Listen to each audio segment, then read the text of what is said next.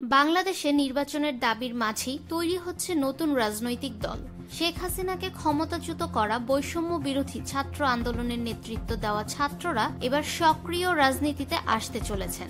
আগামী শুক্রবার নতুন দলটির সূচনা হবে। আরেকটি সামাজিক মঞ্চ জাতীয় নাগরিক কমিটির সঙ্গে মিলিতভাবে এই রাজনৈতিক দল গঠন করছে। কোন পক্ষের কারা কোন সাংগঠনিক পদে থাকবেন তা নিয়ে ইতিমধ্যে দফায় দফায় আলোচনা চলছে বৈষম্য বিরোধী ছাত্র আন্দোলন এবং জাতীয় নাগরিক কমিটির নেতৃত্বের।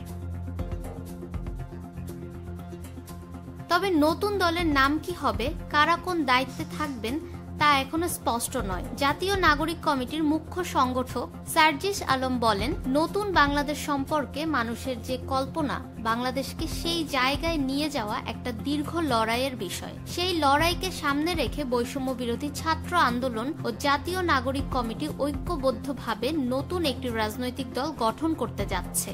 আগামী 28 ফেব্রুয়ারি বিকাল 3টায় জাতীয় সংসদ প্রাঙ্গণ সংলগ্ন মানিক মিয়া এভিনিউতে আমরা আমাদের এই নতুন রাজনৈতিক দলের আত্মপ্রকাশ করতে যাচ্ছি। নতুন দলের কমিটিতে কারা জায়গা পাবেন তা নিয়ে এখনো কিছু প্রকাশ্যে আনছেন না তারা। দল গঠনের সময়ই এ বিষয়ে তথ্য জানানো হবে। তবে একটি সূত্রে জানা যায়, নতুন দলের আহ্বায়ক হতে পারেন নাহিদ ইসলাম। তিনি বর্তমানে অন্তর্বর্তী সরকারের অন্যতম উপদেষ্টা।